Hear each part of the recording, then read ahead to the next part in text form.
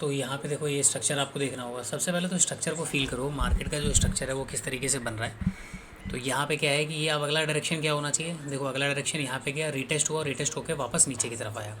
तो उम्मीद है आज मार्केट जो है कम से कम तकरीबन 300 पॉइंट के आसपास का नीचे, यानी कि 43,300 के आसपास मार्केट को आना चाहिए। ठीक है, तो ये वाला जो सपोर्ट है ना, हम ये वाले सपोर्ट के आसपास हम निकल जाएंगे जो डे लो है। और यहाँ पे अगर आप देखोगे तो ये एक ट्रेंड लाइन हमारे पास बन रही है। इस ट्रेंड लाइन को आप थोड़ा बहुत एडजस्ट करना चाहो तो एडजस्ट कर सकते हो, लेकिन ये जो पैटर्न बनता है वो क्या बनता है, ये फॉलिंग वेज पैटर्न बनता है। तो ट्रेंड लाइन को मैं अगर विक, देखो ये विक है, विक पे मैं अगर कंसीडर करता हूँ तो मेरे लिए बेस्ट है कि मैं विक से विक ले लूँगा। लेकिन अगर मैं बॉडी टू बॉडी लेके चलता हूँ, ठीक है, तो भी पैटर्न में कोई फ़र्क नहीं पड़ने वाला। तो आपको जो ठीक लगे, जहाँ पे एडजस्टमेंट ज़्यादा बन जाए, आप उस पैटर्न को लेके उसको यहाँ पे कवर कर सकते हो। तो यहाँ से अगर आप स्ट्रक्चर देखोगे तो स्ट्रक्चर आपको पता लग जाएगा कि हाँ ये फॉलिंग वेज पैटर्न है। और इसका टारगेट क्या होता है, जो बॉटम्स टू लेके हाई तक जो ट्रेंड लाइन का जो हाई मार्क होता है, वहाँ से अगर आप देखोगे उसको कंसिडर करोगे तो आपको पता लग जाएगा कि हाँ ये प्राइस एक्शन नीचे की तरफ आता है। तो यहाँ पे अगर आप देखोगे ये इस जगह से प्राइस एक्शन बनाता हुआ आ रहा है। और यहाँ पे कल कंसोलिडेशन करने के बाद अभी ब्रेकडाउन हुआ, ब्रेकडाउन होने के बाद ये रीटेस्ट करने के लिए जा रहा है। उसके बाद अगला पॉइंट क्या होगा, नीचे की तरफ। तो रीटेस्ट कहाँ पे कर रहा है, रीटेस्ट की एंट्री कहाँ पे हो रही है, क्या वो 0.5 0.6 के आसपास हो रहा है कि नहीं हो रहा। तो ये पूरा जो जोन है इसका टारगेट ऊपर से नीचे तक का जो रहेगा वो तकरीबन 300 350 पॉइंट के आसपास का रहता है। ठीक है, तो अपन क्या करेंगे, जो पहला ट्रेड हमने को देखो इस प्राइस सेक्शन के बेस पे जो पहला ट्रेड यहाँ पे एंट्री में मिल जाएगा इस वाले जोन के आसपास, तो हम यहाँ पे इसको कैच करने की कोशिश करेंगे। और यहाँ पे आप देखो ये प्राइस यहाँ पे अब ट्रेड हो रहा है 43,600 के आसपास। और यहाँ पे निफ्टी ने ब्रेकआउट दिया है। तो निफ्टी ने जो ब्रेकआउट दिया है ना, तो अब देखो 1 डे के टाइम फ्रेम पर मैं आपको समझाता हूँ निफ्टी का ब्रेकआउट फेल क्यों हो सकता है। क्योंकि बैंक निफ्टी में 1 डे के टाइम फ्रेम पर आपको क्या दिख रहा है, 1 डे के टाइम फ्रेम पर यहाँ पे आपको चीज़ें दिखेंगी। ये 20 EMA का रेजिस्टेंस है 43,700 के आसपास। तो जब भी ये रेजिस्टेंस बनता है ना, देखो 690 के आसपास आप देखो इसका हाई क्या लगा है आज डे का। ये तो ऊपर हो गया, यहाँ पे है 700, हाँ ठीक है, 690 691 के आसपास का है मेरे ख्याल से, 691 690, और ऊपर है 790 ना, 100 पॉइंट। तो देखो जब भी इसके आसपास आएगा तो मार्केट में कहीं ना कहीं आपको एक रिजेक्शन देखने को मिलेगा।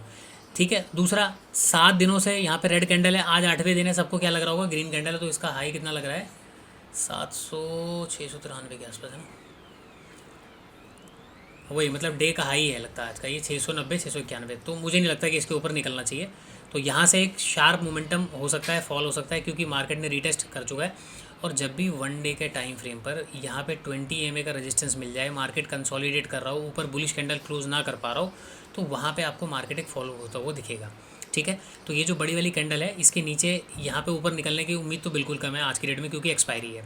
और सबकी उम्मीद क्यों है, देखो उम्मीद के अगेंस्ट में क्यों जाएगा, क्योंकि 7 दिनों से रेड कैंडल ऑलरेडी बन चुकी है। तो इसके बेस पे लोग क्या सोचेंगे कि आज ग्रीन कैंडल बनेगा। तो इसका लॉजिक वगैरह मैं आपको वीडियो के एंड में एक्सप्लेन करूँगा। ठीक है, तो इसके बेस पर कि यहाँ पे 20 EMA का जो सेटअप है ये मैं आपको ऑलरेडी बता चुका हूँ कि 1 डे के टाइम फ्रेम पर जरूर फॉलो किया करो, मार्केट इसको फॉलो करता है।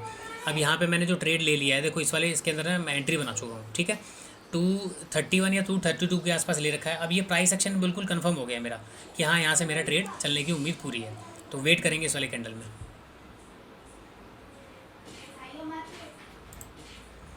देखो ये अगर आएगा ना तो नीचे शार्प फॉल कर सकता है, क्योंकि स्टॉप लॉसेस सारे बायर के नीचे पड़े हुए हैं। जिन्होंने ये शार्प सेलिंग देख के सेल किया होगा ना ट्रेंड लाइन का, कि ट्रेंड लाइन है, तो उन्होंने यहाँ से बाय किया होगा। ठीक है, ये रिटेस्ट के मौके पर मार्केट आ रहा है नीचे, तो ये तेज़ी से फॉल कर सकता है। यहाँ पे अगर मैं देखूँ तो प्राइस 248 के आसपास जा चुका है, 231 232 के आसपास ये एंट्री बन चुका है अपना। तो यहाँ से ये जो लाइन आपको दिख रही है, ये वाली लाइन, ठीक है, इसको हम कंसिडर करके चलेंगे।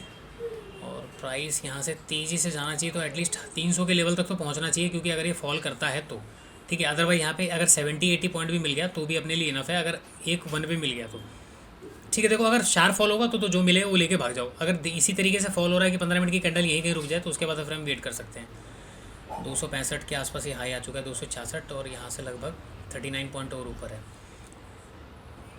तो 62.320 फ्लो में निकलेगा तो प्रीमियम अच्छा खासा मिल सकता है अपने को।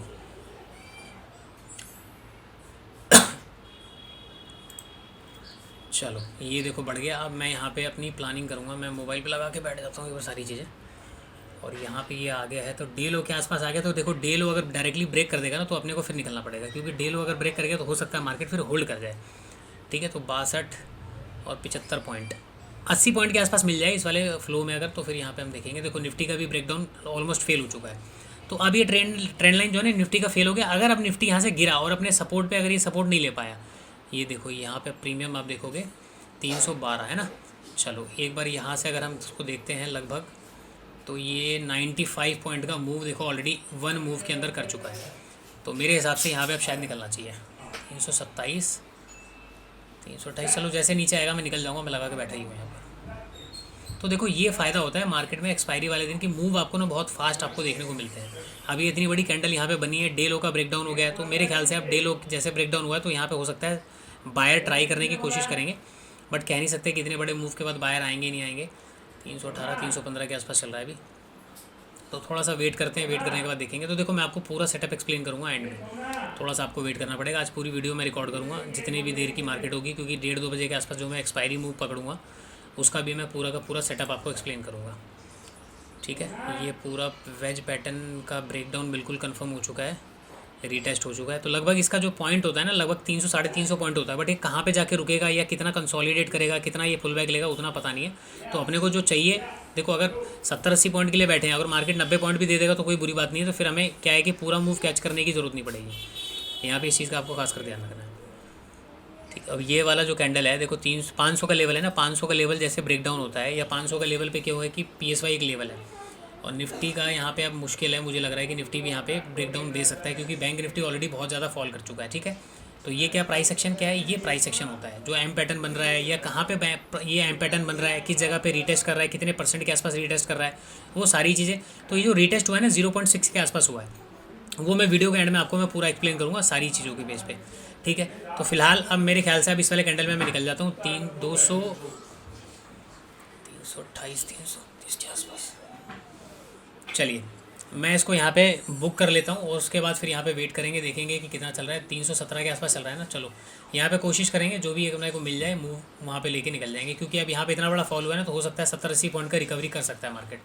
तो बेटर है कि रिकवरी करें, उससे पहले यहाँ पे निकल जाते हैं। उसके बाद देखते हैं 1:30-2 बजे के बाद कुछ अगर ट्रेड मिलता है तो मैं आपको एक्सप्लेन करता हूँ।